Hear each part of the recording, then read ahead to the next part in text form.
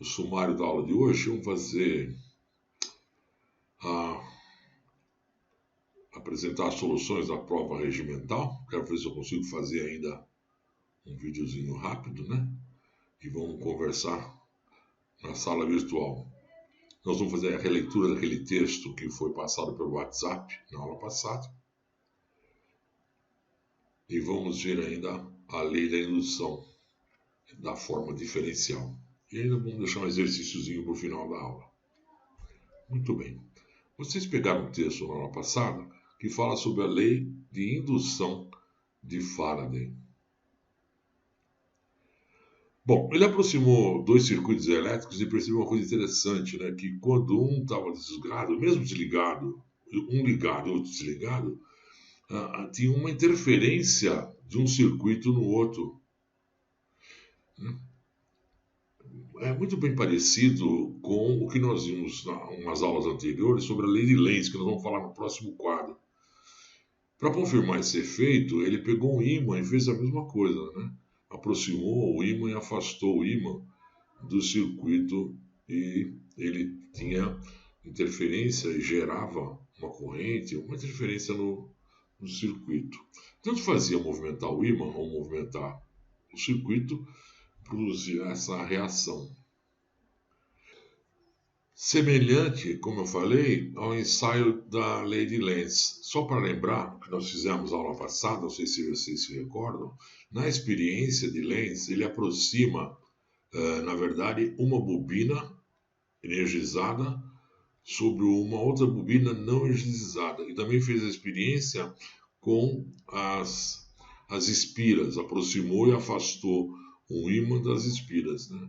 O que acontece é bem semelhante. Quando nós vamos ver daqui a pouquinho, né, na fórmula integral, que se essas linhas, né, de campo magnético ficarem paradas, não variarem no tempo, não aparece essa corrente, né? Consequentemente, não aparece uma força entre as duas partes. Essa corrente vai aparecer quando eu aproximo o ímã. Aqui está bem do lado também, né? O lado norte para cá. Ela vai provocar uma corrente nessa espira no sentido anti-horário. E se eu estiver afastando, né? Se eu estiver afastando, a mesma coisa. Na verdade, tanto faz afastar a espira, v de velocidade, ou afastar o ímã, tá certo? Tá? Então eu vou ter, nesse caso, quando eu aproximo, eu vou ter norte e norte. Portanto, eu vou ter repulsão. E aqui eu vou ter, quando eu estou afastando, eu vou ter norte, né? E aqui sul, e portanto eu vou ter atração. Né? Voltando a Faraday, a conclusão dele é a seguinte, né? Que a variação do fluxo magnético, aliás, foi uma questão da prova. Muita gente errou à toa, né? A variação do fluxo magnético, a variação desse fluxo magnético é que produz uma tensão elétrica, uma diferença potencial que dá origem a uma corrente, né? Tá certo? Provoca uma força sobre os elétrons. Vocês se lembram de Lorentz? Se não lembrar, é bom dar uma lidinha. Na verdade, a ideia de fluxo, né, é devida a Faraday mesmo, porque ele imaginava as linhas de campo, né, como as emanando da corrente da carga elétrica, não sei se vocês se recordam, né, na carga elétrica positivo, as linhas de campo, sentido radial, se afastando da carga. E na carga negativa, as linhas de campo radial se aproximando da carga, nesse carga pontual, não é? E a ideia é justamente essa. fluxo. Imaginava essas linhas de campo emanando de cargas elétricas ou e de magnético. Né? A diferença é que vocês vão se recordar, no caso do campo elétrico, as cargas, os corpos são monopolares e no caso do magnetismo, ela é bipolar. Veja, não há necessidade de a gente decorar, mas é importante a gente entender o que acontece, né? Então, as linhas de campo dão a direção do campo, o fluxo, na verdade, sobre uma superfície, uma superfície aberta. Eu tenho linhas de campo, vamos colocar essas linhas de campo em vermelho, né, que cruzam essa superfície. Né? E o sinal é uma questão de convenção, né? Os sinais vão ter sinais contrários para aquelas que chegam, né? Ou para o sentido que passam por essa superfície. Na notação do cálculo vetorial, o fluxo, que é o φ, né? Fluxo, tá certo? Olha, sobre uma determinada superfície, é uma integral dupla. Se vocês se lembram bem como é que funciona, né? Sobre a superfície, do campo, não é? Tá? E do sentido, do vetor, né? Tá? Do campo e do vetor, tá aqui, ó. Né? Esse N significando como se fosse o vetor, assim, né? Tá certo? Então veja, o fluxo, uma integral da função em função do campo magnético, tá certo? Tá? E das linhas de campo. Como é que estão essas linhas de campo? O sentido dessa linha de campo em uma determinada área. Vamos continuar? É só uma revisãozinha rápida. Né?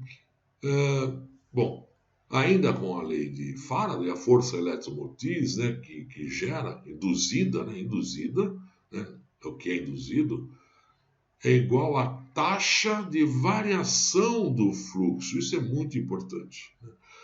Então, veja, a força eletromotriz induzida é em função da taxa de variação. Se eu tenho essa taxa de variação, porque ela é em função do tempo, quer dizer, uma outra pergunta, se não me engano, que tinha na prova também, né? Tá? A gente pode definir o seguinte, então é o seguinte, ó, força eletromotriz, tá certo? Como a derivada do fluxo em relação à superfície em função do tempo. Então vamos supor que não há uma variação em função do tempo, é zero. Né? Zero sobre qualquer tempo é zero. Então não vai existir força eletromotriz se não existir a variação desse fluxo. Simples assim. E um ímã alinhado com o eixo dessa espira. E quando nós, né, deslocamos essa espira E quando nós deslocamos esse ímã no sentido da espira, eu vou criar uma corrente induzida no sentido anti-horário. E se vocês se lembram da regra da mão direita, as linhas vão ser nesse sentido, não é? Saindo pelo lado de cá. Portanto, as linhas de frente vão se opor às linhas, né, de campo magnético do ímã. Portanto, elas vão se repelir, né, produzindo uma força no sentido oposto ao movimento. Então, quando nós afastamos agora a velocidade no sentido de afastar o ímã da espira, os campos continuam iguais, no mesmo sentido, não é? Do norte para o sul, né?